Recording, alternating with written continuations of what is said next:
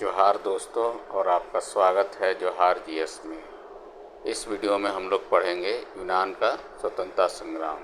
हम लोग पढ़ रहे हैं झारखंड पीजीटी इतिहास का, जो विश्व इतिहास का सिलेबस है उसको पढ़ रहे हैं। और इसमें जो है आज हम लोग यूनान का स्वतंत्रता संग्राम को देखेंगे, किस प्रकार से जो है यूनान एक स्वतंत्र राष्ट्र बना था। तो सबसे पहले ये देखते हैं कि यूनान जो था एक ओटोमन साम्राज्य था, उसका एक हिस्सा था। और ओटोमन साम्राज्य में जो है पूर्वी यूरोप का यूनान, सर्बिया, रोमानिया, बुल्गारिया और बोस्निया, ये सभी मिल के जो है ओटोमन साम्राज्य का जो है निर्माण होता था।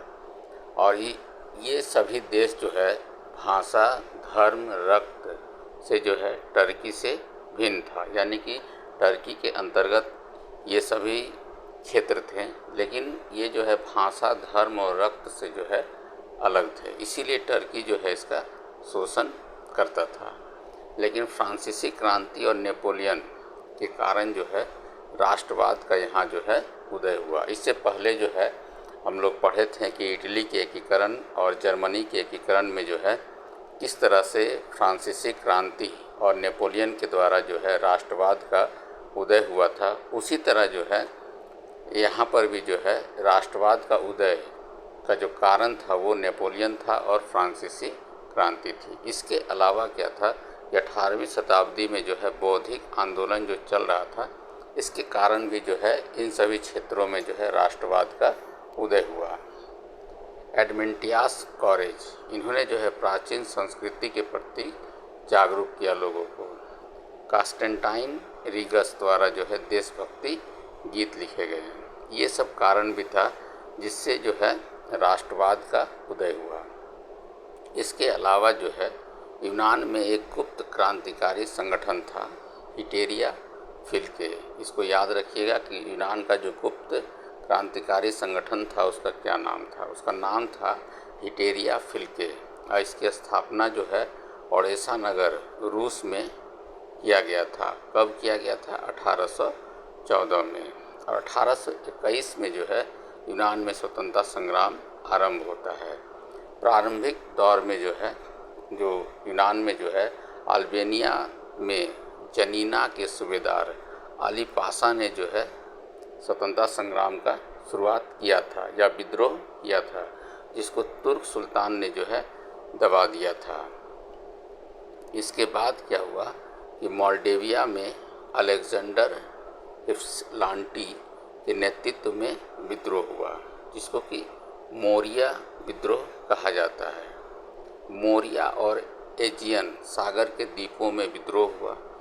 यूनानियों ने मोरिया में 25,000 मुसलमानों की हत्या की। इसके उत्तर में क्या हुआ कि तुर्की ने भी जो है चियास, ये दोनों जगह याद रखिएगा, तुर्की ने जो है चियास नामक जगह पर 3,000 यूनानियों की हत्या कर दिया।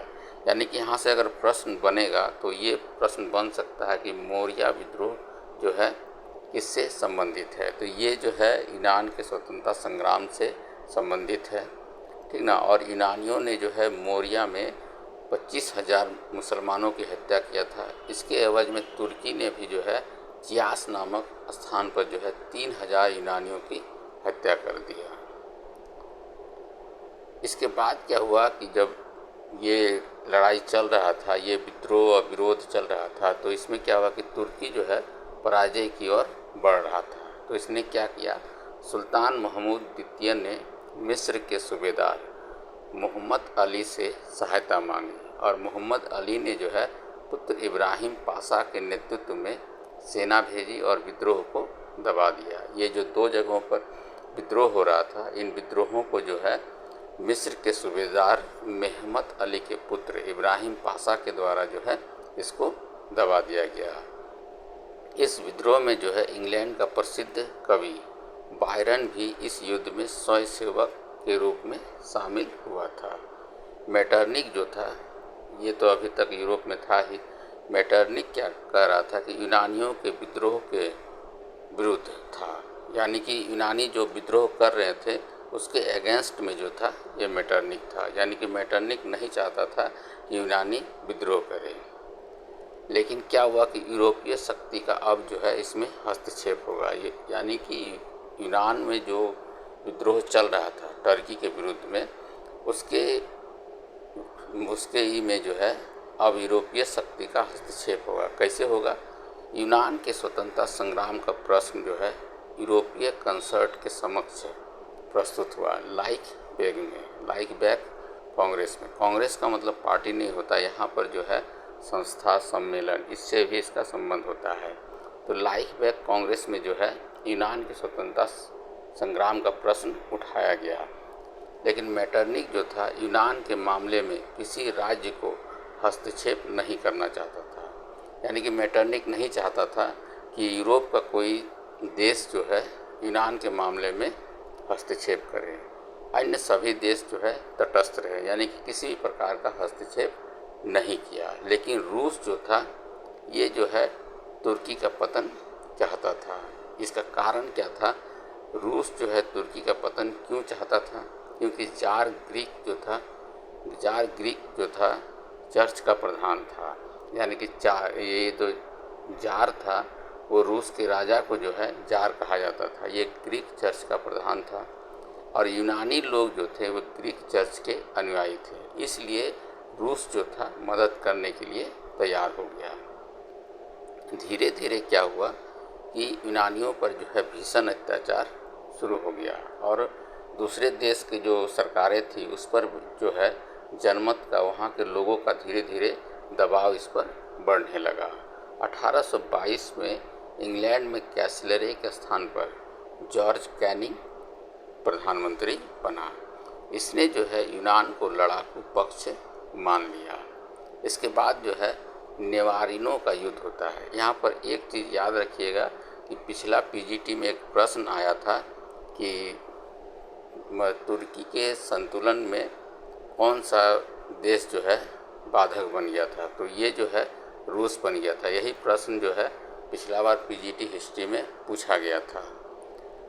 तो यहाँ से प्रश्न आएंगे, एकदम ध्यान से इसको समझिएगा। इसके बाद जो है नेवारिनों का युद्ध, ये 20 अक्टूबर 1827 को हुआ था। ये महत्वपूर्ण युद्ध है। तुर्की सुल्तान जो था संयुक्त प्रपत्र ठुकरा दिया। तुर्की का जो सुल्तान जो था उसको एक प्रपत्र दिया गया था, उसको ठुकरा दिया। इसके खिलाफ में क्या हुआ कि फ्रांस, इंग्लैंड और रूस ये तीनों मिलकर जो है मिस्र और तुर्की को अंतिम रूप से पराजित करता है। किस युद्ध में अंतिम रूप से तुर्की जो है पराजित हुआ था? वो था नेवारिनों का युद्ध।